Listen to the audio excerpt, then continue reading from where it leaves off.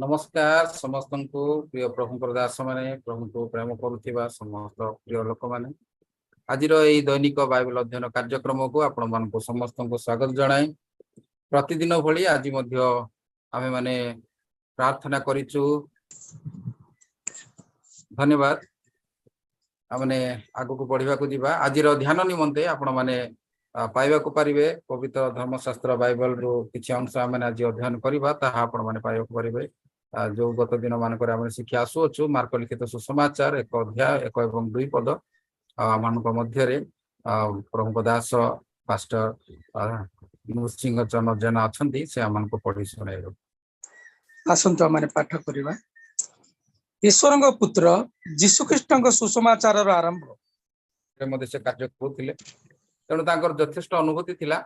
आ एई स्थान हम देखिया पाउचु जो सुंदर विषय दुईटी लेखा आइछि जे सुसमाचार आरंभ करी से गोटे आरंभ करुछंती। समस्त निमंते आमान निमंते सुसंवादर आवश्यकता रही, समस्त निमंते सुसमाचार आवश्यकता रही। जहा कि आमे चिंता करि आसुतिलु गत दिन मानक जे आज जगत समस्ते सुसंवाद खोजुछंती। जगतवासी समस्त को सुसंवाद आवश्यक, जगतवासी समस्त को सुसमाचार आवश्यक, किंतु जगतवासी जानी पारंती नहीं जे कोटा सुसंवाद कोटा कुसंवाद कोटा ठीक संवाद से उपयुक्त संवाद ए विषय को जानी पारंती नहीं। जद्वारा कि कुसंवाद रे आनंद करंती किंतु सुसंवाद रे से दुखित हो जाती। बेले बेले सुसंवाद द्वारा से प्रतिशोध परायण मध्य हो जाती, जहाँ से निमंते अति जरूरी जी से रक्षा करिया को जानती से विरोध हो जाती। तो ए प्रकार मध्य हेबार माने देखिबा को पाउचु। जन को मैंने सुसंवाद देवा किंतु से सुसंवाद को से कौन करिवो ताको भाबिबो जे एटा मो पय सुसंवाद नुहे आ से आपण मानकर विपक्ष होई दिबो, से आपण मानकर विरोध होई दिबो, से आपण मानकर शत्रु होई दिबे। तेणु आज जगत ए सुसंवाद को चिन्हिबारे विफल होई जाइछि। वास्तव रे हा सत्य अटे जे प्रकृत रे जे आमान को निमंते कोन सुसंवाद अटे ताहा जगत चिन्हिबारे संपूर्ण विफल होई जाइछि।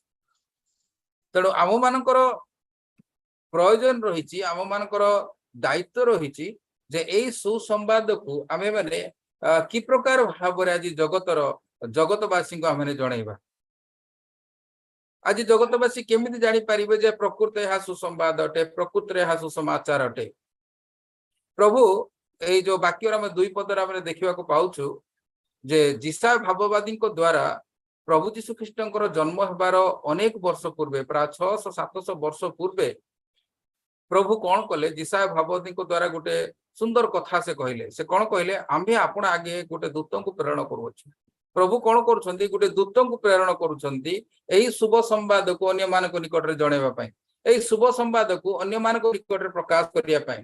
देखंतु दूत कथा जेतेबेले आसुची आमे समते जानु जे दूत माने स्वर्ग रे वास करंती, जो माने कि अहर सदाप्रभुकर प्रशंसा करती।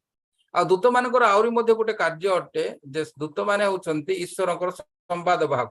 से माने कोन करंती ना ईश्वरଙ୍କ ठारू संवाद नै जहा निकट को से संवाद प्रेरण करा जाय ताहांको निकट को से संवाद नै कि जानती। से संवाद वाहक अटंती, ताहा सहित संवाद दाता मध्ये अटंती, ताहा सहित संवादर परिवेशनकारी मध्ये अटंती। से माने संवाद को सुनंती, संवाद को ग्रहण करती, ता सहित रे से माने कौन करती ए संवाद को बहन करती आ संवाद को परिवेशन करती। दूत मानकर 3टा कार्य आमने केवल जानिछु। दूत माने सदाप्रभुकर प्रशंसा करती निश्चित भाव रे, ता सहित दूत मानकर आ गोटे कार्य होउची से माने होचंती सदाप्रभुकर वार्ता वाहक संवाद वाहक। आ से माने कौन करती ए शुभ संवाद को नहीं अन्य मानक निकट प्रचार करती। जेतेबेले प्रभु जीशु ख्रीष्टंकर जन्म होइतिला से समय अनेक मेषपालक माने थिले, से माने रात्रि रे सेमानकर मेष जगु थिले। आ सेही समय अनेक दूत माने आसीथिले। आ प्रत्यक्ष भाव रे सेमानक निकट रे निजको से माने देखैले आ प्रचार कहिले जे तुम मानक निमंते गोटे अत्यंत आनंदजनक खबर मु तुम मानक निकट को नि आछि। अत्यंत आनंदजनक आश्चर्य कथा जे एहा गोटे अत्यंत आनंद एई सुसमाचार खाली आनंददायक सुसमाचार नहे, हाउची अत्यंत आनंददायक सुसमाचार। किंतु दुखर विषय यही सुसमाचार शुणिला परे लोक माने आनंद तो दूर अत्यधिक आनंद तो दूर कथा आनंद मध्य करुना କୋଉ ମାନଙ୍କ ନିମନ୍ତେ ଏହା ଅତ୍ୟନ୍ତ ଆନନ୍ଦଦାୟକ ମାନେ ଆମ ମାନଙ୍କର ସମସ୍ତ ପରିସ୍ଥିତିରୁ ଆମ ମାନଙ୍କର ସମସ୍ତ ଜଞ୍ଜାଳରୁ ଆମ ମାନଙ୍କର ସମସ୍ତ କଷ୍ଟ ଆମ ମାନଙ୍କର ସମସ୍ତ ଦୁଃଖରୁ ବିଶେଷ କରି ଆମ ମାନଙ୍କର ପାପରୁ ରକ୍ଷା କରିବା ପାଇଁ ଜଣେ ପରିତ୍ରାଣ ଦାତା ବା ପରିତ୍ରାଣ କର୍ତ୍ତା ମୁକ୍ତିଦାତା ଏ ଜଗତ ମଧ୍ୟକୁ ଆସୁଛନ୍ତି ଆଉ ସେଇ ସମ୍ବାଦକୁ ଆଜି ସେମାନେ ନେଲେ ଆଉ ଆଜି ଆମେ ଦେଖୁଛୁ ଏଇ ଯିଶା ଭାବତୀଙ୍କ ଯୋଉ ପୁସ୍ତକରେ ଯୋଉ ବିଷୟ ଲେଖାଯାଇଛି 2 ପଦରେ प्रभु गोटे ए प्रकार गोटे वार्ता बाहक को जन को दूत भाव से प्रेजेंट कर दूत भाव जन को तैयारी कर देखु दूत माने गोटे पवित्र जो माने कि दूत माने माने पवित्र बोली जानू से माने स्वयं पवित्र ईश्वर द्वारा निर्मित पवित्र व्यक्ति अटंती से स्वर्ग रे रुहंती अपवित्र लोक मान स्थान नहीं स्वर्ग रे केवल पवित्र लोक मान स्थान अच्छी स्वर्ग को जीवा कहले हमन पवित्र होगा पड़ो आ ये दूत माने पवित्र अटंती तेणु जेतेबेले प्रभु गोटे दूत को आम मान मध्य पृथ्वीवासी मध्य जन को ए प्रकार गोटे दूत भाव से तैयारी कले जोहन को कथा आम चिंता करवा तांकर जन्म मध्य आश्चर्य थिला आ से जेतेबेले मनुष्य भाव से जन्म ग्रहण कर प्रभु जीशु भली तो जन्म ग्रहण करना किंतु मनुष्य भाव जन्म ग्रहण कर प्रभु ए प्रकार प्रस्तुत कले आ संपूर्ण से मातार उदर ही से पवित्र आत्मार पूर्ण हेले जीवन रे अनेक विषय से पृथक रहिले अनेक मद्यपान हो अनेक अशुचि द्रव्य हो सब विषय से पृथक रहिले संपूर्ण रूपे पवित्र हेले जो द्वारा कि ए प्रकार गोटे पवित्र व्यक्ति को से प्रभु योग्य करिवे जे कि प्रभुंकर ए सुसंवाद को अन्य मान निकट रे परिवेषण करि परिबो मोर प्रिय प्रभुंकर दास माने मोर प्रिय प्रभुंकर दर्शक वृंद प्रत्येक जो माने आज आम वाक्य शुणुचु प्रत्येक आम जानी रखा उचित आमे माने प्रभुंकर जड़े वार्तावाहक अटू आम प्रभुंकर जड़े दूत अटू वाक्य लेखा जे आम केवल दूत नुह आम हूँ प्रभुंकर राजदूत अटू प्रभु आम मनोनीत कर प्रभु आमको बाछिंट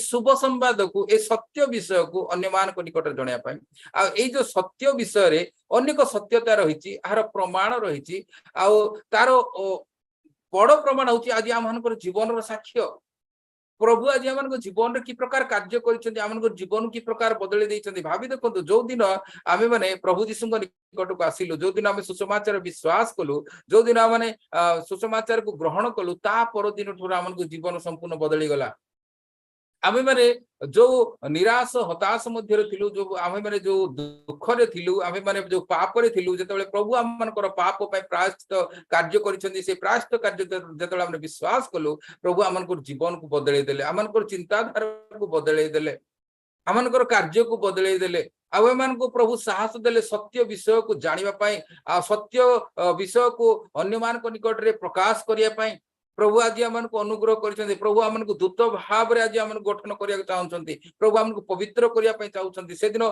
जो प्रकार भाव से जहन को से पवित्र करते पवित्र भाव से बढ़ई से प्रतिपालित होते आज प्रभु आमको से प्रकार भाव पवित्र भाव आज आम जगत में बसवास करने चाहते जदि आम पवित्रता ठारू जदि दूरे रोचु ताहले आमे माने ईश्वरंकर से शुभ संवाद बाहक हेबार योग्यता को आमे माने वर्जन करूचु बा माने योग्यता माने हरई बसुचु तेणु आजिर संवाद जे आमे माने प्रभुंकर जदि संवाद बाहक आमनकर जीवन पवित्र हेबा दरकार आम मानकर जीवन ए प्रकार सूची हेबा दरकार जो द्वारा कि आमे माने ए पवित्र कथा बा सूची कथा बा सत्य विषय आज अन्य मानक निकट रे जणाई परिबा आज प्रत्येक निमंते यही शुभ संवाद आवश्यकता रही जदि से शुभ संवाद को जदि ग्रहण न करती विश्वास न करती से जीवन नष्ट हो विनष्ट हो आज पापर भयावहता आज जो प्रकार भाव में पाप आज समस्त को आक्रांत करी आज पापर जो तार परिभाषा बा पापर जो कार्य समस्त विषय जदि लोक मान जो प्रकार भाव में आक्रांत करी द्वारा कि प्रकार से प्रतिहिंसा परायण हो जाउछंती कि प्रकार भाव आज मनुष्य आज स्वार्थवादी हो जाइए कि प्रकार आज मनुष्य आज अन्यर कौन अनिष्ट करने केवे मध्य पछ घुंचा दौना अनेक बड़ बड़ अपराध करने पछ घुंचा दौनी कहीं पाप आज ए प्रकार भाव में राजत्व करुच्ची तेणु यही सबू रक्षा पाइबापी एकमात्र उपाय प्रभु जीशु ख्रीष्ट अटंती आ प्रभु आज आम को से बाछिंट सत्य विषय आज अन्य मान निकट में जनापी मोर प्रिय प्रभुंकर दास दासी मोर प्रिय प्रभुंकर लोक मैंने यही सत्य समस्त को मुक्त कर तुम्हें जो सत्य जान सत्य तुमको मुक्त कर पृथ्वी में जिते भी सत्य रही ସବୁଠାରୁ ବଡ ସତ୍ୟ ହେଉଛି ପ୍ରଭୁ ଯୀଶୁ ଖ୍ରୀଷ୍ଟ ଆମମାନଙ୍କ ପାପ ପାଇଁ ସେ ଜୀବନ ଦେଲେ। ପ୍ରଭୁ ଯୀଶୁ ଖ୍ରୀଷ୍ଟ ଆମମାନଙ୍କର ପାପ ପାଇଁ ହିଁ କେବଳ ସେ ମୃତ୍ୟୁବରଣ କଲେ। ଯେତେବେଳେ ସେ ଆମମାନଙ୍କ ପାପ ପାଇଁ ମୃତ୍ୟୁବରଣ କଲେ ତାହେଲେ ଆମେମାନେ ସେ ପାପରୁ ମୁକ୍ତ ଅଟୁ। ଯେତେବେଳେ ଆମେ ତାହାଙ୍କ ଠାରେ ବିଶ୍ୱାସ କରୁ, ତାହାଙ୍କ ଠାରେ ଗ୍ରହଣ କରୁ, ତାହାଙ୍କୁ ଆମ ଜୀବନରେ ଆମେ ସ୍ୱାଗତ କରୁ। ମୋର ପ୍ରିୟ ପ୍ରଭୁଙ୍କ ଦାସ ମାନେ, ଆଜି ଆମେ ଏଇ ମହାପରିତ୍ରାଣକୁ ଅବହେଳା ନ କରୁ। ଆମେମାନେ ସେ ପ୍ରଭୁ ଯୀଶୁ ଖ୍ରୀଷ୍ଟଙ୍କ ଠାରେ ବିଶ୍ୱାସ କରୁ। ଆଉ ପ୍ରଭୁ ଯୀଶୁ ଏଇ ଯୋଉ ସତ୍ୟ ଯଦି ଆମେ ବିଶ୍ୱାସ କରିବା, ଆମମାନଙ୍କର ଜୀବନ ପରିବର୍ତ୍ତନ ହେଇଯିବ। ଏହିପରି ଆମମାନଙ୍କର ଚିନ୍ତାଧାରା ବଦଳିଯିବ। ଆମମାନଙ୍କର ଯୋଉ ପାପର ସ୍ୱଭାବ ରହିଛି ତାହା ବଦଳିଯିବ। ଆମେମାନେ ଏକ ପବିତ୍ର ଜୀବନ କାଟି ପାରିବା। ଈଶ୍ୱରଙ୍କ ସାଙ୍ଗରେ ଆମେ କଥୋପକଥନ କରିପାରିବା।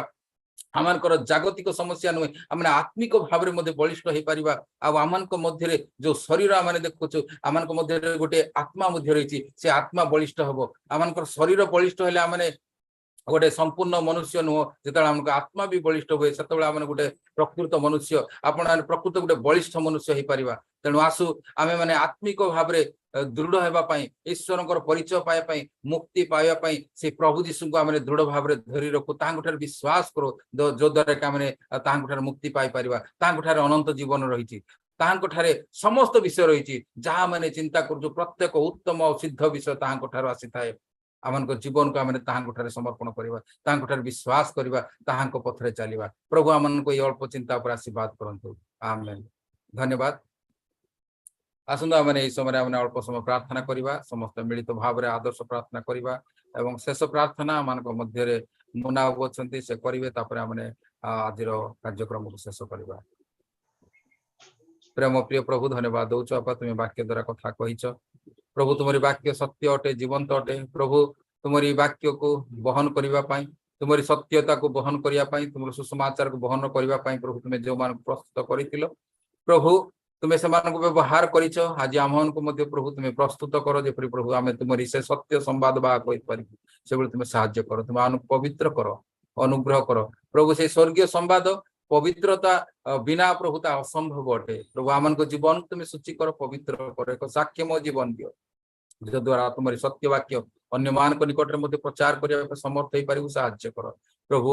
ଆଜି ଏ ଜଗତ ପ୍ରଭୁ ଆଜି ଅନ୍ଧକାର ମଧ୍ୟରେ ଅଛି ପ୍ରଭୁ। ଆଜି ସମସ୍ତେ ପାପର କବଳ ଅଛନ୍ତି ପ୍ରଭୁ। ସେ ପାପର କବଳରୁ ମୁକ୍ତି ପାଇବା ପାଇଁ କେବଳ ତୁମେ ହିଁ ଏକମାତ୍ର ଉପାୟ ଅଟ, ତୁମେ ହିଁ ଏକମାତ୍ର ପଥ ଅଟ ପ୍ରଭୁ। ତୁମକୁ ବିଶ୍ୱାସ କରିବା ପାଇଁ ପ୍ରଭୁ ତୁମେ ଅନୁଗ୍ରହ କର ପ୍ରଭୁ। ଆତ୍ମିକ ଚକ୍ଷୁ ତୁମେ ଖୋଲି ଦିଅ ପ୍ରଭୁ। ଆଜି ଶୈତାନ ପ୍ରଭୁ ସମସ୍ତଙ୍କର ଆତ୍ମିକ ଚକ୍ଷୁ ବନ୍ଧ କରି ରଖିଛି ପ୍ରଭୁ, ତାହା ତୁମେ ଖୋଲି ଦିଅ। ପ୍ରାର୍ଥନା ଶୁଣିଲ, ଧନ୍ୟବାଦ ଦେଇ ଯୀଶୁଙ୍କ ନାମରେ ମାଗୁଛୁ, ଆମେନ୍। ଆମେ ଆଦର୍ଶ ପ୍ରାର୍ଥନା କରିବା। ଆହେ ଆମମାନଙ୍କ ପିତା, ତୁମ ନାମ ପବିତ୍ର ବୋଲି ମାନ୍ୟ ହଉ, ତୁମର ରାଜ୍ୟ ଆସୁ ଯେପରି ପୃଥିବୀରେ ତୁମର ଇଚ୍ଛା ସଫଳ ହଉ। ଆଜି ଆମମାନଙ୍କୁ ପ୍ରତିଦିନ ଆହାର ଦିଅ। ଆମେ ଯେପରି ପ୍ରାର୍ଥନା କ୍ଷମା କରୁଅଛୁ, ସେପରି ଆମ ପ୍ରୟାସ କ୍ଷମା କର। ପରୀକ୍ଷା ନାହିଁ, ମନ୍ଦ ରକ୍ଷା କର। ରାଜ୍ୟ ଯୁଗେ ଯୁଗେ ତୁମର, ଆମେନ୍।